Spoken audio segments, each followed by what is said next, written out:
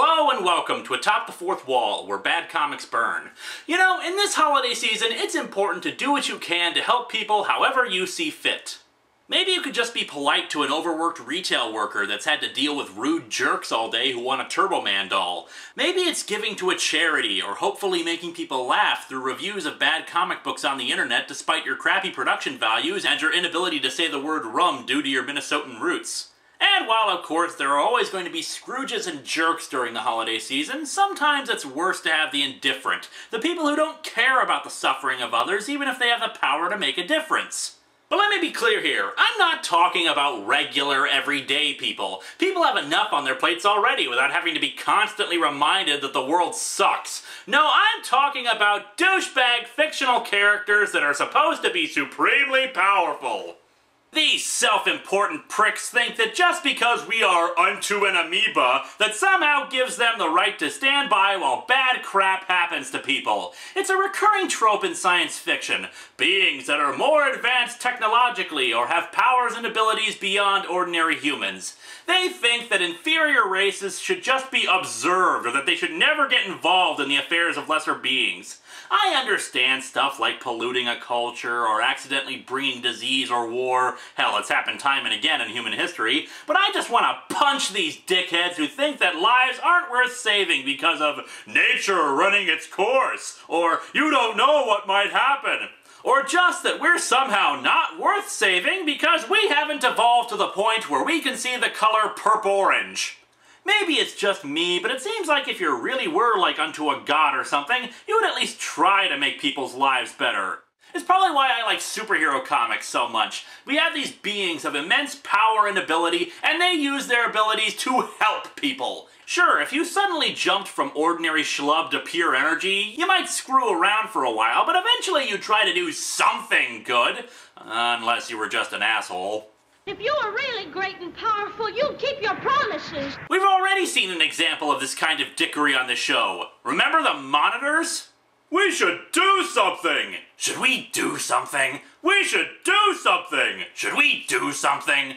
However, before the monitors could bore us to death in DC's Countdown, Marvel managed to have an entire race of non-intervening jerks for decades. Say hello to the Watchers, who do exactly what their name implies. They watch. No, we can't stop beings from committing genocide or keep races from extinction. Let's just watch them die. We'll make popcorn.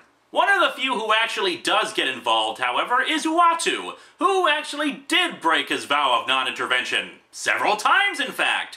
However, his most famous intervention would probably be his first appearance, where he warned the Fantastic Four of the coming of Galactus, Devourer of Worlds.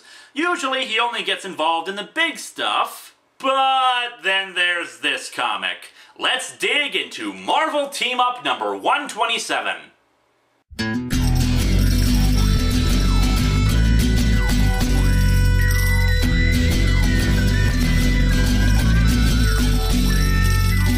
Welcome to Atop the Fourth Wall, where bad comics burn.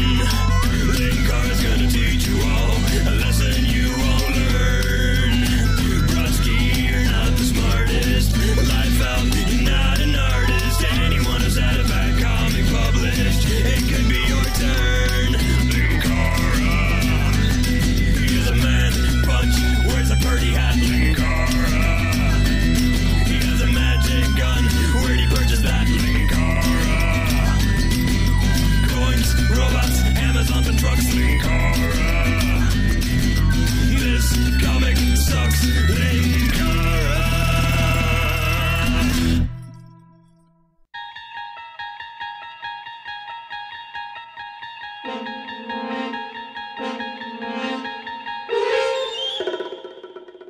Yeah, I know I originally solicited the Howard the Duck holiday special for this, but since I'm not as well read on Howard the Duck as you'd think I'd be, I decided to go with this instead. Plus, I couldn't find the issue again.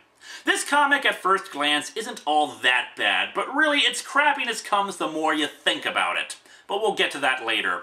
Anyway, our cover. This is Marvel Team Up, which is pretty much exactly what you'd expect it to be. Two Marvel characters team up for an issue or two. Most of these were Spider-Man and another character, in this case it's the Watcher. The cover has nothing to offer. Spider-Man swinging and the Watcher holding out his arm. Huzzah! We open to Spidey doing what he does in pretty much every Spider-Man story I've ever reviewed. Swinging through New York. Boy, do I love this time of year. It's enough to make your average web-spinning, wall-crawling superhero forget his troubles and smile. Almost makes me forget that almost every significant person in my life either dies horribly or turns evil. He arrives at Aunt May's house, who's throwing a party with a bunch of other old people who were supporting characters in Spidey's book at the time. Good grief! Are my eyes deceiving me? Or is that Elizabeth Taylor over there serving cake and coffee? And is that a communist spy she's dating? Oh, for fun! After some Christmassy antics with old people, Peter notices one of them, an old beatnik named Mr. Chekhov, is looking at the window with a sad look on his face. He talks about his granddaughter, Betty, and how she's his only family left. I don't think I've seen her 5 times since Walter and his wife were killed in a plane crash a few years back. Is that any way for family to be? Yeah, that's just rude. She needs to die to inspire you into action. I don't think you're the person I should be talking to about this. So yeah, Mr. Chekhov is upset that his daughter won't be showing up for Christmas, and that he can't find any nuclear vessels. Peter tries to cheer him up and encourages him to start doing his beat poetry, because if there's one thing that the elderly cling to for entertainment, it's beat poetry. I call this Dancing Toward Bethlehem, with apologies to William Butler Yeats. You're gonna make me start rhyming again, aren't you? Peter's spider sense starts going nuts and he runs outside. Peter, dear, what is it? Nothing, Aunt May. I just realized that we're, all out of ice cream, and I, had my heart set on a midnight sundae. I'll go get some. Well, that sounds suspicious and unconvincing. Plus, you're gonna miss Mr. Chekhov's beat poetry. Oh, no, it's fine. I'm just gonna go out and get ice cream. Lots of ice cream. A blizzard suddenly hits Peter and his clothes change into his Spider-Man suit, much to his shock. However, the bigger shock is the appearance of the Watcher. Spider-Man asks the big bald-headed dude who he is, what's the story, etc., etc., but the Watcher remains silent, handing him a jewel. You want me to take this jewel? Is that it? But why do you... I see. No, the jewel reveals the face of Chekhov's granddaughter. And of course, instead of explaining what the hell he's supposed to do, the Watcher just vanishes. Whatever the case, there seems to be only one logical course to follow, if logic applies to this situation at all, and that's to find Betty Chekhov. Actually, there are a few logical courses of action. You could just go home. Maybe you were meant to give the jewel to Chekhov. Maybe it's the Watcher's equivalent of a framed photograph and he felt bored and stalkerish. Logic's funny like that. Oh yes, it's time to show you the other thing that Watchers do. Narrate to themselves. Uatu used this to great effect when he played the role of Rod Serling in The Twilight Zone to Marvel's What If series, where storylines were given a different resolution than the one in continuity. Since time's dawn, my people have played their role in the drama cosmic, bearing witness to the eternal pageant of interstellar life in every corner of creation. But of all the myriad wonders I have witnessed, few mean more to me than that which unfolds tonight. Submitted for your approval, Spider-Man, a superhuman searching for a lost woman, but instead will find himself swinging right into the Twilight Zone. The Watcher, continuing to speak into his diary on tape, shows the image of Betty Chekhov running through the snow, no doubt late for the party and catching the new kids on the block outside a costume shop. Too often in the past have I violated my sacred trust and interfered in Earth's affairs, so that this planet I have come to love could live. And yet the other Watchers still have not yet fired your ass. But now I find myself again drawn to help, for the threat is no less deadly than the Overmind, no less awesome than Galactus. Spoiler alert, turns out Betty's involved with cocaine and drug dealers. Yeah, sorry, drugs are bad and all, but no. Devourer of worlds, more awesome. This woman, this child, is the focal point. This child in her 20s. Meanwhile, Spidey remembers that Chekhov once said that Betty lives in Brooklyn, despite the fact that their conversation was clearly the first time she had ever been mentioned, and Brooklyn was never brought up once. If there's one impression that big, bald mystery man left me with, it's a sense of incredible urgency. He stood there, said nothing, and handed you a magic 8-ball with her picture in it. What exactly about that yelled, "Urgent"? Our wise protagonist decides to check with his most useful resource, directory assistance. Yes, you're seriously reading a comic book where Spider-Man needs to phone directory assistance to find someone's address. Oh, what makes it better is that he hits the phone booth to take some change out to make the call. Our hero, ladies and gentlemen. And the person he talks to just misinterprets the name in a not funny sequence. And by the way, this entire thing could have been avoided if Chekhov had just mentioned the area she lived in, or if the Watcher's jewelry bleeped when it got close to her or something. Anyway, Spidey gets the address from directory assistance and arrives at Betty's apartment building, which has cops surrounding it. The police are wheeling away a dead body and Spidey suddenly goes nuts about it. Look, I haven't got time for this. Who is she? Tell me! I'm absolutely hysterical about this unknown person I've never met before! The detective explains that it's Betty's roommate, and inside of her room were several $1,000s worth of cocaine. Clearly, they were simply celebrating the holiday season by giving an offering to their own god. Snowflame! Snowflame feels no pain! Spidey swings off, trying to find any sign of Betty, but he fails. And even if I did find Betty, what would I do? Say, "Excuse me, but a giant appeared to me and showed me your face in a crystal ball. Perhaps you could help me figure out what it all means." Well, when you say it like that, it's almost like this entire premise is silly or something. And then all of a sudden, Captain America is there. Yep, no warning, Captain America is just now in the story. Okay. I thought it was you sitting here, but I couldn't figure out what in the world Spider-Man would be doing on a Brooklyn Heights rooftop on Christmas Eve.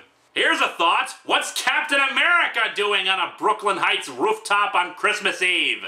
Spidey explains the situation and Cap gives him a pep talk, which is of course all he needs to get out of his existential angst about not being able to find some random woman that the Watcher just showed him a picture of. Hell, Cap even offers to help find her, but Spidey turns him down since he has a feeling he needs to do this alone. And this is why Captain America is awesome, and Spidey is, well, an idiot, sadly. The Watcher, still narrating to no one, observes Spider-Man. And so the strands of fate draw tighter, each seemingly random element forming a more purposeful whole. No, I'm sorry, but unless you're telling me that you arranged to have Captain America on that rooftop, this is just random coincidence. Spider-Man has found new strength within himself, and such strength shall ever be rewarded. So, what this comic is telling us is that Spidey lacks any form of inner strength unless someone else gives him a vote of confidence and encourages him. Who knew Spidey was actually Shinji Ikari? The Watcher shows him another image, this time of a sleazy bar where he can get some information. Spidey goes to the bar and beats up some people who have no idea what he's talking about. Our hero is convinced and just runs outside, not sure why the Watcher showed him that. Here's a thought, maybe he's just screwing around with you. No, of course the real reason is that in the apartment right behind the bar, Betty is arguing with her boyfriend. The two are on the run from the mob, who they stole the cocaine from and were responsible for Betty's roommate's death. The boyfriend decides to kill Betty to shut her up, but fortunately Spider-Man arrives, despite not knowing that they were in this particular apartment. Oh, he says Betty's boyfriend was so loud that he could hear it. I call bullcrap on that. Why would they have the window open on a late December night? Betty, scared for her life, runs out of the apartment, but right into the view of the mob. Oh, and for some bizarre reason, she's carrying the cocaine with her. Smooth. The mobsters chase her and prepare to kill her, but Spider-Man arrives along with his spider signal. Yeah, it's not used very much anymore, but back in the day, Spidey used to surprise his enemies with a flashlight in his belt in the shape of his mask. Because when you're fighting your enemy, you want to give them a nice bright target to shoot at. Spidey beats up the mobsters, one of whom manages to get a shot off at Betty. He finishes off the rest of the thugs and yells at the Watcher because Betty is dying. Enraged at all of this, he tosses the jewel at the Watcher and it explodes, the energy then coming down and healing Betty enough to keep her alive long enough for Spidey to get her to a hospital.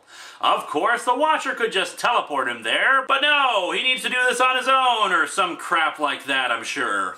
So Betty makes it, Chekhov is reunited with her granddaughter, and Spidey gives a silent thanks to the Watcher, who finishes up his narration.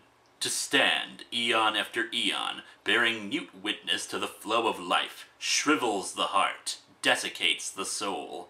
So enwrapped are we watchers in matters of cosmic import that we have lost touch with the ordinary, the mundane, the day-to-day trials of the beings we so dispassionately observe. You can read more about it in my upcoming book, The Watching Hour, the Uatu story. Can I be blamed, then, for setting aside one night, a night so precious to the children of Earth, to remind myself that no creation knows no great or small?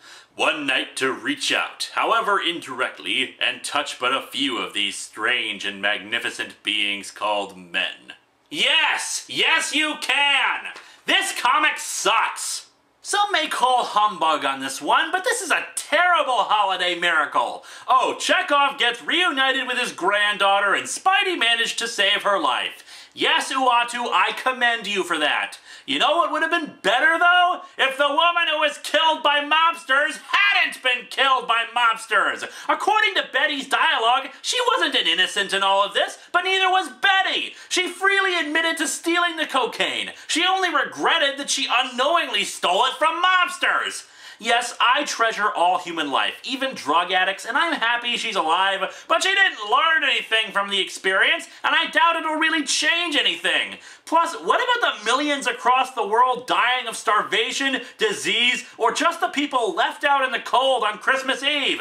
No, Uatu, you don't get a free pass on this crap. A woman is dead because of these events that you could have stopped. Many more will die for any other reason, but no, this event was somehow enough to get your attention. And don't even dare to give me any non-intervention bullcrap. The only reason Spider-Man got involved in all of this was because you intervened and gave him a magic 8-ball. You intervened, and you could do so much more with your power, but instead you just sit on the moon and make your stupid freaking vlogs that nobody else ever sees. Up yours, you sanctimonious, balding jackass!